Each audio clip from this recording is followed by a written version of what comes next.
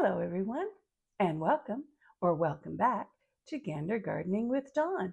Today is November the 2nd, and for me, November means Amaryllis planting time. So today I'm going to do an unboxing for you and share with you all of the Amaryllis that I have that I'm going to plant for this year. And while I'm doing the unboxing, I'm also going to share with you 6 very important tips and tricks to use at this stage, at the beginning stage of your Amaryllis planting for the holiday season. And tip number 1 is buy early. As soon as you see them, buy them. And why do I say this? Because in the stores where they have them, it's generally too warm, not the right temperature. It could be somewhere where they're close to the door and there's really bursts of cold wind that is not great for them, or they could be somewhere where it's very, very warm. And again, that's not great. So even if you're not planning to plant them for a while, buy them as soon as you see them, store them at home, somewhere dark, somewhere cool, and they will last so much longer and will do a lot better for you. So the number 1 tip, buy early and store well. And I've already measured the circumference of each bulb, so I'm going to share that with you as well, because as with many things, but in particular with Amaryllis, the bigger the bulb, the better the results. So let's just go through them now, and I'll show you which ones that I have. And I have these organized here in size, the smallest to the largest. So the smallest that I have is Pink Panther. Pink Panther, this one is 24 centimeters, and it's still a reasonably large bulb. It's not too bad. This was the largest Pink Panther that I could find. And I want to grow Pink Panther and other sort of non-traditional Christmas colors because I like to have some of the Amaryllis bulbs stay around until, Easter, if I can, certainly past Valentine's Day. So if they are non-traditional Christmas colors such as pink, then they sort of incorporate more into a late winter or early spring decor. So Pink Panther, 24 centimeters. And the next one I have up is Apple Blossom. And the same, Apple Blossom is a pink with a very soft white center. And on this one, you can already see some of the growth right there. You can see some of the growth. So this one's raring to go. And this one is 25 centimeters. Also a very good size.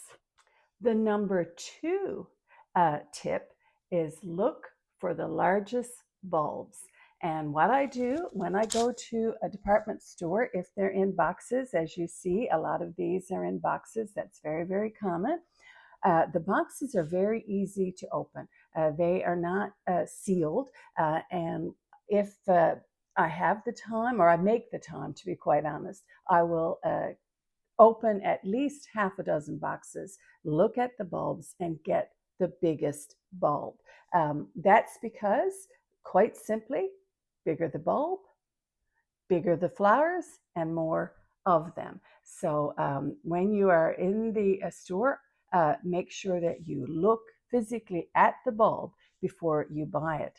Also, if it's a little bit later, because this is November the 2nd, so this is very early in the season. But if it's later in the season, December anytime, make sure you look at them to be sure that not too much growth is coming out, because sometimes the bulbs will grow out in the box and you will see a very pale, sickly looking stem with a bud on it.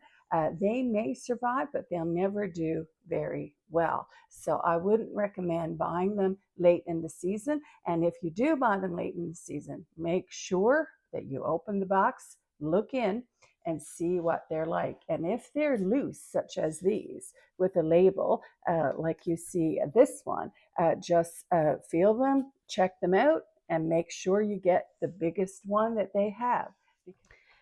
This next one is called Minerva, and Minerva is a very warm red with a very white, with a little hint of green, sort of stripe down the center of each of the petals.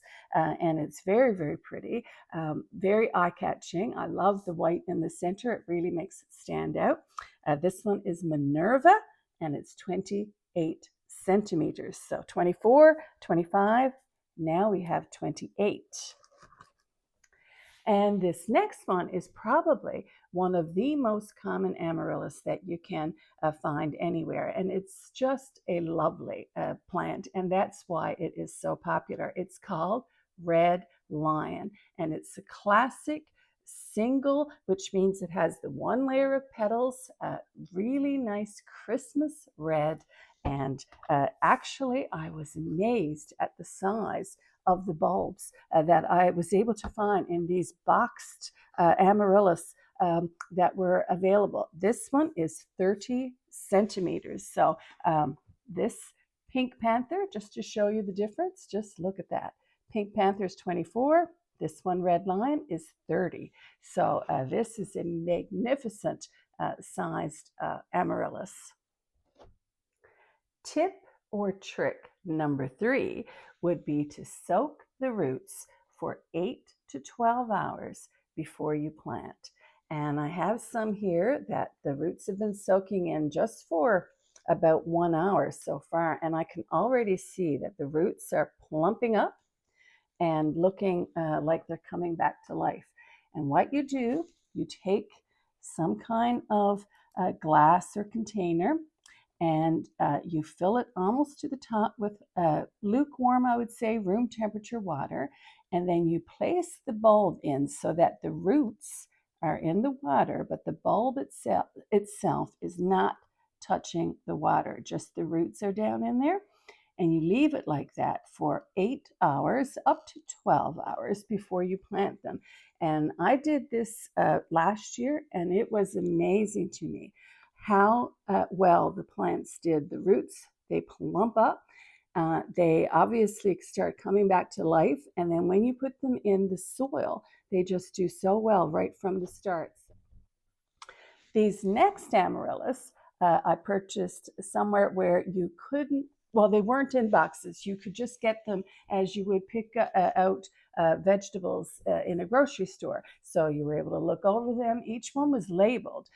Again, I got them very early, and I hope the labeling is correct because, of course, these labels can come off and some can get mixed up. So we're hoping that the labeling is correct. That's the same with the boxes. When I open the boxes and I look in to see what the bulb looks like and the size of it, I'm always very, very careful.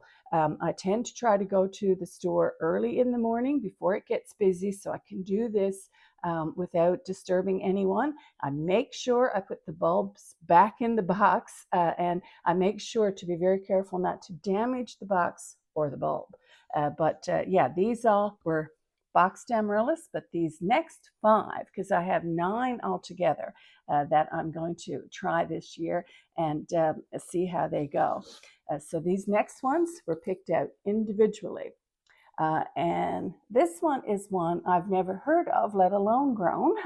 And the name of it is Benito. And if you can see the photo, it's a double and it's a very soft red. It's almost more of an apricot-y color, but it's called Benito. And it was also 30 centimeters, which is the same size that the red lion. In fact, I have a few that turned out to be 30 centimeters, but this one is Benito. It's a double, which means it has several layers of petals. Also at 30 centimeters, another one that I've never heard of before, and I like to do that. I like every year to try a number of amaryllis that, I've never heard of, I don't know anything about, because you never know, you might find something that is really spectacular that you didn't even know was out there. So this one, and I'm not sure I'm going to say this right, it's Benfica, so Benfica, Benfica. I'm not sure, but anyway, I've never heard of it. And the reason that I picked it up, it's again 30 centimeters. It is a really dark burgundy. It's almost a red black on the picture. So we will see what we actually get. But tip number 4 that everybody I think is aware of is that you plant the bulb so that 1/3 of the bulb is above the soil level. Now, most of these boxed ones will come with a bag of usually peat moss, which is kind of unfortunate because we're trying to cut down on the use of peat moss. But I like to plant them in just regular potting soil. And and you can see how stiff and hard these roots are compared to those that are soaking. I put the bulb in so that about 2/3 is below and 1/3 is above the soil level. And that seems to work really, really well. So tip number 5 is to use a pot that is heavy, but to use a plastic pot inside that. And so I will show you how I mean. This is a pot that is very heavy, and that's important because once the amaryllis grows, it's very top heavy, and if the pot is not heavy, the whole pot can tip over with the plant when it will reach for the sun. So I will use a plastic pot that has lots of draining holes to plant the actual bulb in, but then I put that pot inside a very heavy container. And that way you have the stability that you need, but you also have the drainage that you need. So that next one up is another one. Well, I've heard of this name before, Ferrari, and it is a red amaryllis. This one is 32 centimeters in circumference. Just look at that. It's huge. And it is looking really, really good. It is a single, and it is more of a Christmassy red. I would say it looks very much like red lion, and it's 2 centimeters larger. So it'll be very interesting to see how this one grows compared to red lion. 2 more to go. And this is the only white amaryllis that I've been able to find this year. I always love to grow 1 or 2 white amaryllis if I can find them. And this one is called Marilyn. And this one was 32.5 centimeters in diameter. And like some of the others, it's already starting to show a little bit of growth there at the top. Marilyn. And this is a double white, which means that there are several layers of petals. And the last one, and the largest, is one that I've grown before, and I couldn't resist it because it's my favorite, I think, that I had last year anyway, and it's called Double Delicious. And this bulb was 33 centimeters. And again, to compare it to the one that was 24 centimeters, just look at the difference between these two. Isn't that amazing? Wow. So we'll see. But 33 centimeters, and this one is called Double Delicious. And as you would expect, it has star-shaped flowers that are very double, because that's the name. And what I liked about this one so much when I grew up before was that it isn't all that tall. It's more, it's shorter and a little more sturdy and steady. So I would highly recommend this one. Actually, I highly recommend them all. I don't think I've ever grown an amaryllis that I didn't think was beautiful. And tip number 6, which is the last tip for this stage where we are just starting to plant, is to use moistened soil when you plant, moist but not soaking wet, moist soil when you plant the bulb, and then water very, very sparingly until the amaryllis has, at least 3 or 4 really good inches of growth, because you can rot the bulb if there's too much water in the soil. It really doesn't need very much water at this point. In fact, you can buy bulbs that are in wax and everything is inside the bulb itself that it needs, the moisture and the nutrition. I have grown those, but I have found they never do quite as well as those that have access to soil and will get additional nutrients. I think that is actually the best way, in my opinion, to grow them. However, you need to be very, very careful about overwatering. So I'm going to end this video here because this video is about the size of the amaryllis that we're starting with and how to start it, how to start each one so that you will have a lot of success with growing them this year. And if you're interested, I'm going to be doing updates, and with each update, I'm going to have some tips and tricks for how to care for them at that stage of the process. So I'm very grateful that you checked out this video today. Please let me know. What sort of amaryllis have you grown? Which ones are your favorite? Do you like the ones in boxes? Do you prefer to pick them out like you would a turnip for a meal? Let me know what your thoughts are on all of those things. I have been growing amaryllis for decades, a long, long time. And for me, they're my favorite Christmas flower, and Christmas and the holidays would not be the same without them. So thank you for watching. I'd love to hear from you. Have a wonderful day.